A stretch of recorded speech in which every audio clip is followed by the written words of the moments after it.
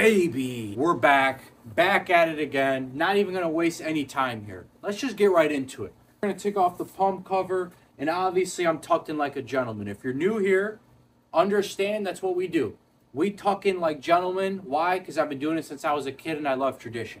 Did it on the very first video, and I decided, you know what, we're gonna keep it on going. But you're here for a very specific reason. And that reason is you probably have a bit more fragile, injury-prone shoulders. And you can't press on chest day, so you kind of just get rid of chest day altogether, which is something you don't have to do. Because on this page, there's a ton of workarounds we can do to get you exactly where you want to go. But we also, at least in my head, I always try to take it a step further.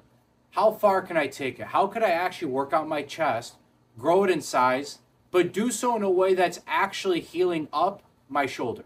Or at least strengthening it up a little bit. Because a lot of times whenever we flat press, when you flat press especially, that's where the flare-ups, whenever you notice, like with rotator cuff stuff, that's when you notice it. Especially if you have pain flat pressing, 9 out of 10 times it's a rotator cuff injury.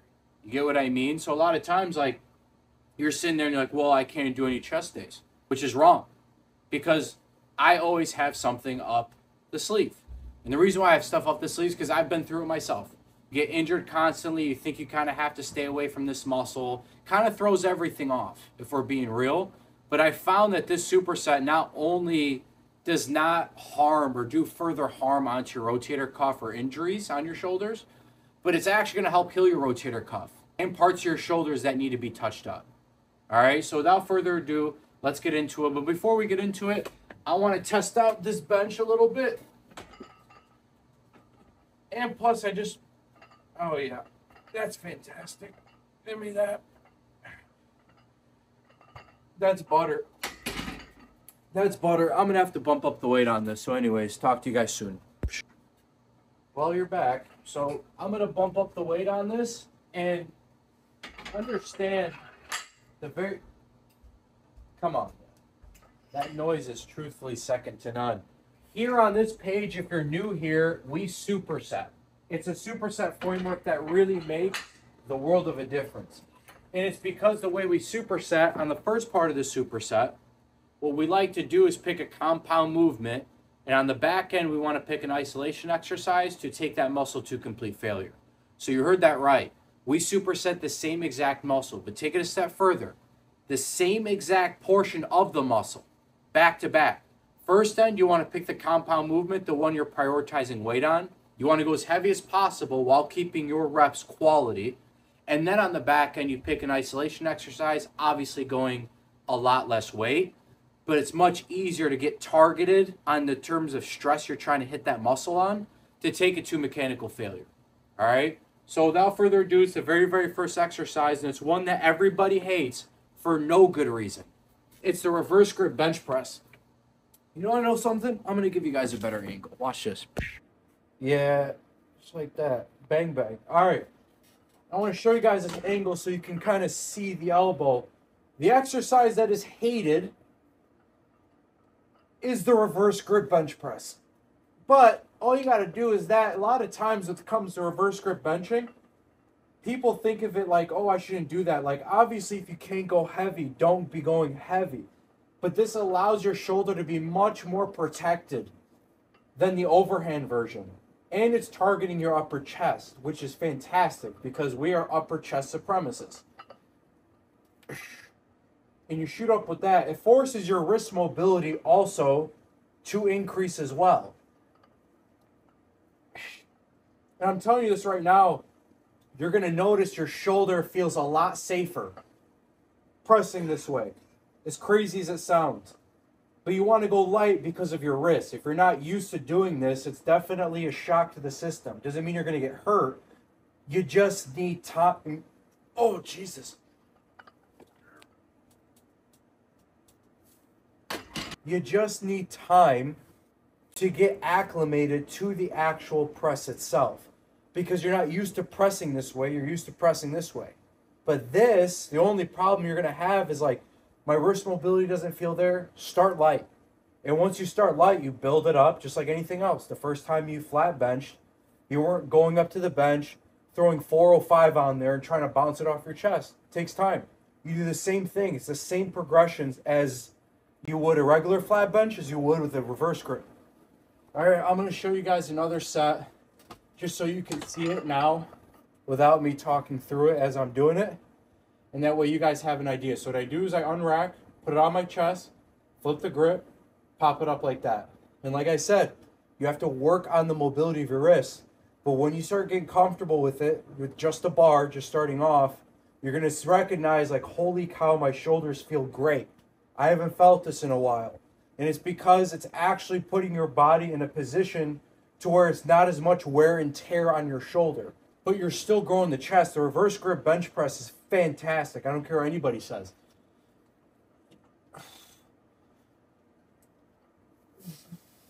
There we go. And I'm still retracting my back. Like, I'm not just like throwing it around. Get your body in a good position and then start pressing.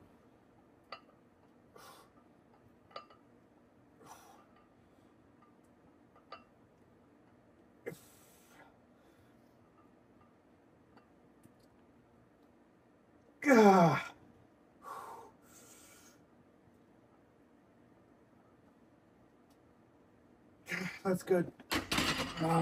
Superset time as promised. All right. In this superset, I'm going to show you a few different variations, and guess what they are? Push-ups, but not on the ground, not flat. Keep in mind, I've already talked to you about this. The way we superset is we do the same muscle back to back. But in your case, because your shoulders are much more fragile and injury prone right now, you don't want to just put extra wear and tear on the shoulder for no added benefit. When you press from an incline, it's a lot less stressful to your rotator cuff, right? And there's multiple variations you can do. You simply pick the one according to your level and your pain tolerance. Not pain tolerance as in like, you should feel the rotator cuff firing off in a bad way. I mean in terms of your tolerance of like how heavy you can go, how much resistance you can handle. Play around with it. But the way I like to do it is I do plate push-ups, and I'll show you regressions all the way down. So if you got hands like Bruce Lee, like finger strength stuff, I like doing stuff like this that's a bit more all-encompassing. I go feet elevated, just like this.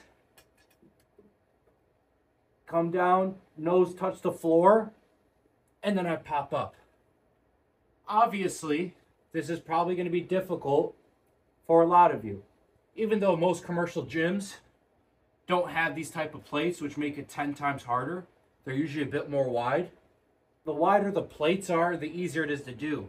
These are pretty thin, so it makes it a lot more difficult. But I've noticed that my rotator cuff has gotten a lot stronger since implementing exercises like this. Why? Because there's a lot of stabilization going on. Your body is forced to learn how to stabilize through the movement. Just like that.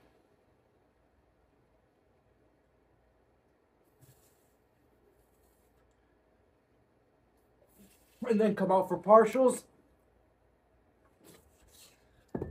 And that's how it's done. Obviously, if you can't do that, what you can do is lay these plates down just like this, and you can have a platform even higher. I don't have one right now, but you'll have the idea. If I wanted to, I would just stack plates like this, get my feet elevated, and then come down for regular push-ups. I wouldn't do clap push-ups, not for any other reason. Your shoulders are a bit fragile. There's no reason to like throw in a lot of volatility. The goal is to get you back up and running, but in a way that's not allowing you to even skip a step on growing your chest. That's exactly what this does. That's why the reverse grip on the front end is so important, right? Because you kind of already had a needle moving exercise. This one's just meant to take your muscle to complete failure. Just like that. If this is too hard, you don't like the elevated style, you can just do regular.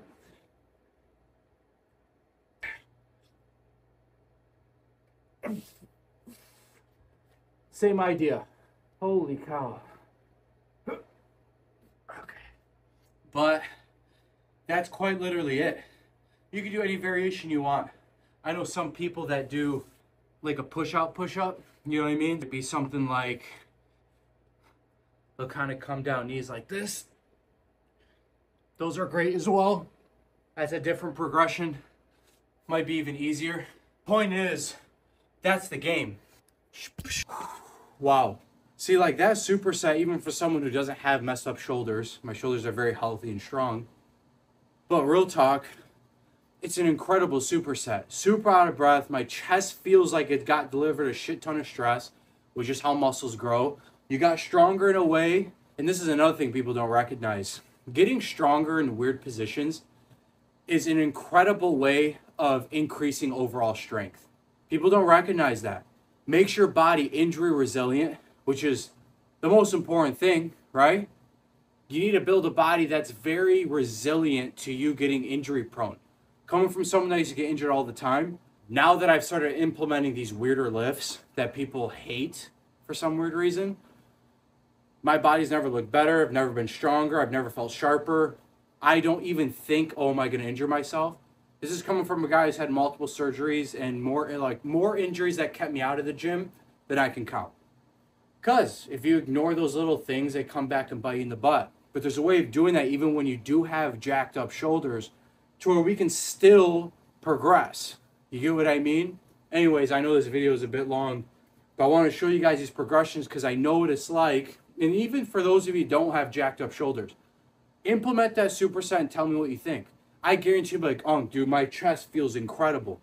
Your wrist gets stronger. I love exercises like this because you're almost taking your time and making it worth so much more than everybody else inside the gym who's just kind of messing around.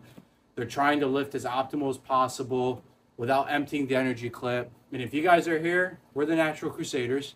We empty the energy clip on a day-to-day basis. The goal with all this stuff is to become as resilient to anything that comes your way as possible. We have tools we can pull out of the arsenal. Bada boom, bada bang. Easy as that. Anyways, I hope this video is well worth your time, and I hope this is exactly what you're looking for. If there's anything you guys are looking for specifically, drop it down in the comments. And if people like those comments, give those a thumbs up, and that way I know to make a video on it. As always, I love y'all, man. Uncle Rami out. Peace.